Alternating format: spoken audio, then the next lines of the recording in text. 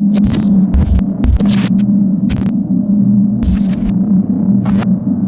to Coach's Weekly. I'm CJ Selner here with head women's basketball coach Rusty Rogers. Coach, a record that goes down from 1986. You got to feel good about where your team's headed after this week. Yeah, it was one of our goals actually. As we started this streak, we wanted to see if we can get that record of 8 straight wins, and the schedule set up really nicely for us, where we had a great opportunity to do that, and we had a great opportunity to do it at home, and the girls took care of business. So it's another feather in their cap for sure. That game against Dominican, it was a little slow going in the first quarter, but going into the second and third quarter, I mean, when you break off a 34-9 run against a team, usually you're going to end up on the right side of things. We haven't seen that kind of a stretch for us in quite a bit of time. Early on in the winning streak, we had a couple games like that, and we haven't really been playing all that great, to be honest with you, and that was one of the first signs of the old team that we had earlier in the year, so that was very encouraging. Now, and I think that's just as encouraging to have that going in the right direction going into a week like you have coming up. No question about it. Prior to that, we were just getting by on each game. Showed a lot of weaknesses in our game, and just that run, the Dominican game, the way that we took over the game, definitely gave us some momentum heading into CIT, and of course Wednesday night against Wisconsin Lutheran. I mean, and we usually talk about and try to highlight a few players. I mean, there wasn't really one single player that we could highlight this week, which is I think even more encouraging of a sign.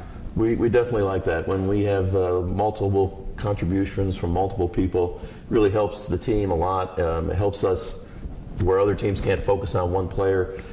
Gets everybody involved, and that definitely, we had contribution from so many people, including several people off the bench. And I think one that kind of stood out, and you tried to get it out yesterday, the Energizer Bunny and Erin Jacobson. She actually got her shot. I mean, she had a 7-0 run by herself against Dominican. When she starts getting going offensively, that just creates another weapon that everybody has to come guard at some point. She has that ability. She kind of yields to her teammates too often. She has open shots that she passes up.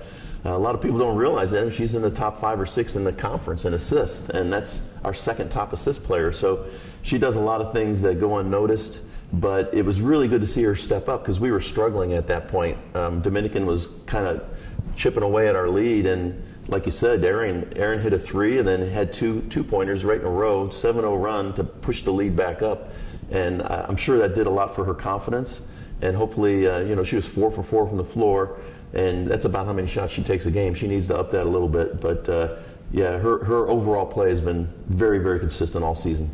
Cougar basketball in the national spotlight last night. You got the opportunity to be on Hoopsville at d3hoops.com.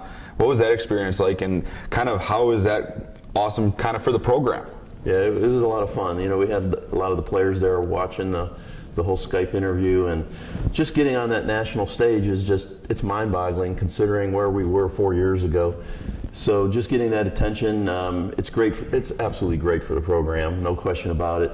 And to get that exposure and to get recognition for what they've done is really, really, really great for the program. Hopefully we didn't jinx ourselves. We got a long way to go from here.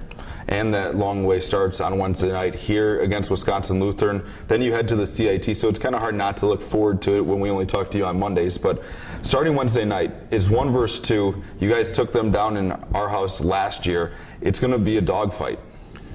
Wisconsin Lutheran is the real deal. They're a very good team. We know that they're receiving national votes for the national rankings, and they deserve it.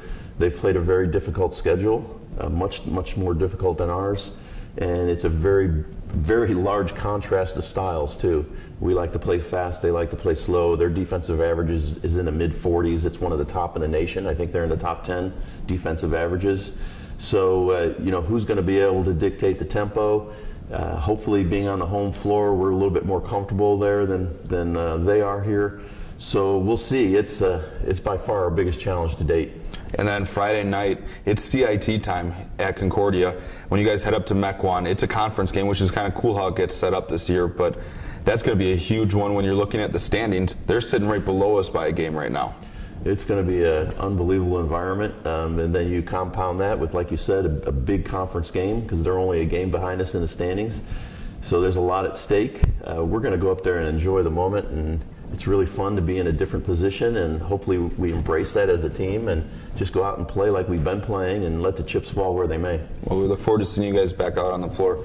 Cougars take to the floor in a big one on Wednesday night here against Wisconsin Lutheran. Then they head to CIT up at Concordia, Wisconsin. If you can't make it to the games, you can always find the live feeds at cucougars.com.